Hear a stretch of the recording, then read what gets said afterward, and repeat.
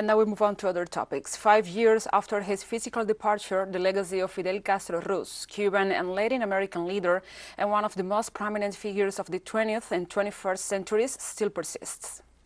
For Fidel Castro, it was primordial to remember Latin American history, to understand and banish racism, poverty, exploitation, and the dispossession of the imperialistic powers in the region.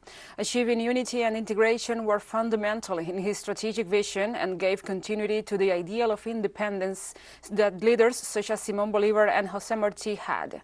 He advocated for integration of Latin America and the Caribbean. Under these principles, Fidel conceived the Bolivarian Alliance for the Peoples of Our America, ALBA, then in 2005, Petrocaribe, in 2007, the Union of South American Nations, UNASUR.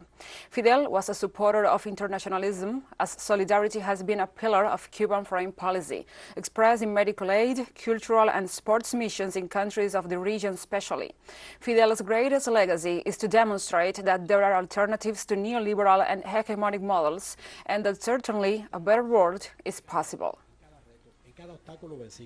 Por eso, gracias y adelante, porque seguro venceremos. Fidel, además de... And Cuba experienced a special night this Wednesday when students held a vigil in the stairs of the University of Havana on behalf of Cuban youth to commemorate the 5th anniversary of the departure of the commander and the leader of the Cuban Revolution, Fidel Castro.